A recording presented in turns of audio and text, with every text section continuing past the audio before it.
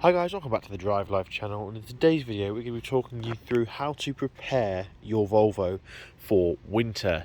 Yes, it's finally upon us. Winter is just around the corner. We're September now, the last quarter of the year, and yeah, it's not going to be long before the temperature drops. Now the reason I'm making this video now in sort of mid-September is so that you guys have a chance to get these jobs done so your car is ready for the winter, not doing these jobs in the winter for the winter, if that makes sense. So we're going to have plenty of time to get these things sorted. So I'm going to go through prepping the engine, bodywork, tyres, brakes, etc. One by one, and then what I'm planning to do is do a full sort of series on this as we go through each of the jobs with tutorials, etc., working our way through to prep the car for winter. So yeah, let's get straight on with it. Now, first thing we're going to start off with is the engine and everything to do with the engine, basically. So first thing I recommend to everyone is to change the oil before winter. Now, back in the day, you used to be able to buy, well, even nowadays, some people use two different oils, different weight oils, one that performs better in colder temperatures and one performs better in warmer temperatures. Here in the UK, we don't really need to do that because our weather is fairly linear.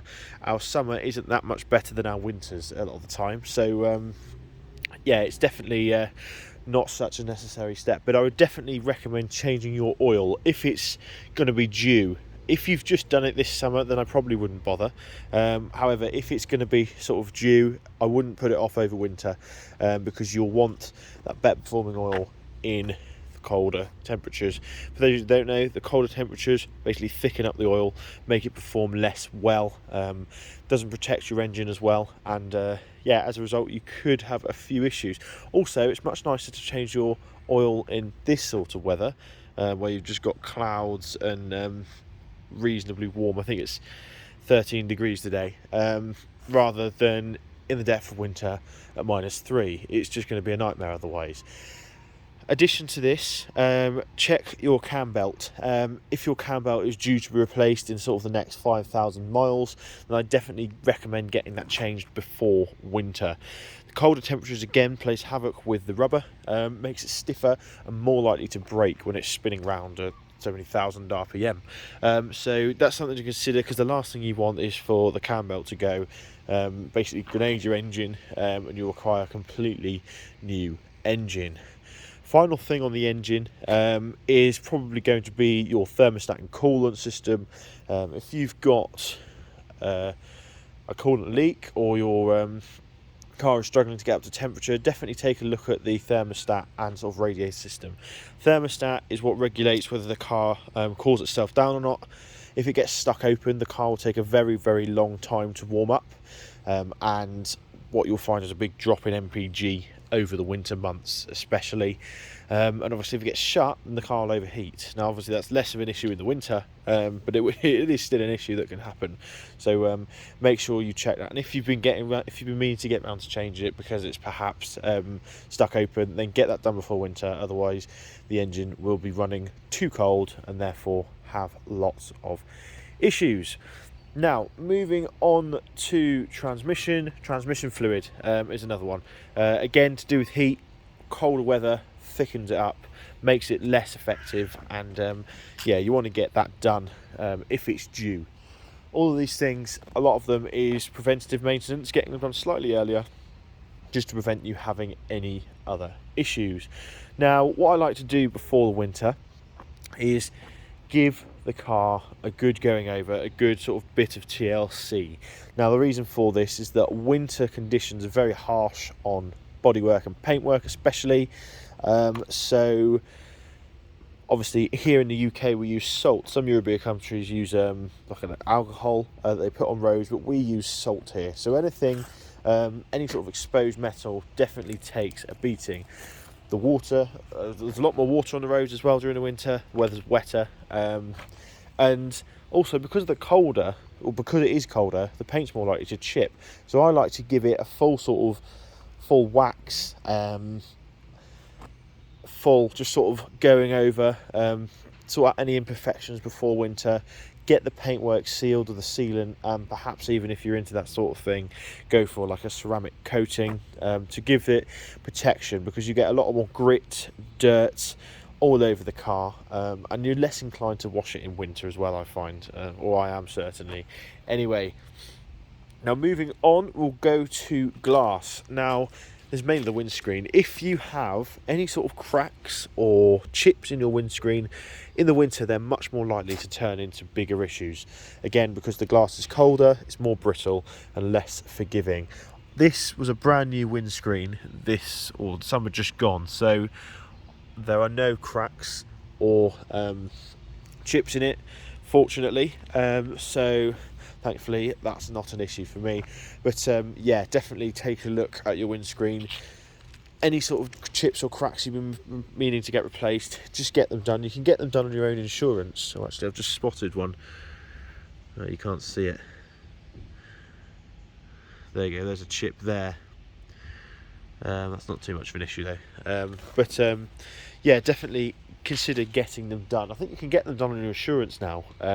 Dead cheap. I think it's £10 excess on mine, just for repair, or an 80 quid excess for a full new windscreen. So yeah, not too bad at all, really. Next one is tyres. Make sure you've got tyres with good amount of tread on, and I don't mean 1.6 mil, the legal limit. I mean sort of 4 or 5 mil of tread. Obviously, like I said, we've got colder temperatures. We've got lots more water, lots more slippery contaminants on the road that are really going to do your tyres, or that are really going to require your tyres to be in the best nick. Now, obviously, these are Michelin Cross Climates. They aren't that old. I think they've got about 25,000 miles on, and as a result, they've got loads of tread left, so I'm not too worried about mine. Brakes, again, if your brake pads are running low, get them changed. You just want everything to be going right during the winter. During winter, especially when it sort of drops to 0 and beyond, it's an absolute nightmare to try and get anything done on the cars. Bolts are colder, your hands get freezing doing it, and I just like to get all this stuff beforehand. And it's also a nightmare doing it in the summer. So this is a nice sort of period of the year until sort of mid-October, late October, where you can get a lot of stuff done. Now, if we take a look on the interior, there's a few things I recommend doing as well. Just give it a good old clean, obviously, to start off with, and make sure you clean your inside, sort of the inside of the windscreen and the inside of the glass. Now, with low sunsets, especially on my commute, I drive home in the sunset now, and yeah, you realise how much horrendousness is on the inside of the windscreen, so give that a polish every now and then. I'll show you guys in a later video how to get that done properly, because it really can make a lot of difference to your sort of driving enjoyment when you've got a lovely clear rear or sort of windscreen. Same applies to the rear as well, and the side windows, to be honest. It's much easier once they're clean to keep them sort of fog free as well. You can buy different coatings as well to stop the ice forming on there. And then finally, really, it's just, yeah, any jobs that you were going to do, get them done beforehand. Be prepared, make life easier for yourself over the winter, because it's an expensive time. Obviously, you've got Christmas, you spend loads of money at Christmas, heating bill goes up, etc. Last thing you want is a big repair on your car as well.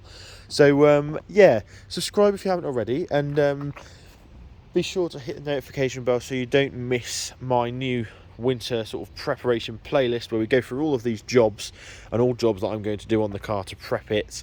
And yeah, thanks for watching. Let me know if I've missed anything as well. This was just a quick video. I mean, we've got stuff like wipers as well.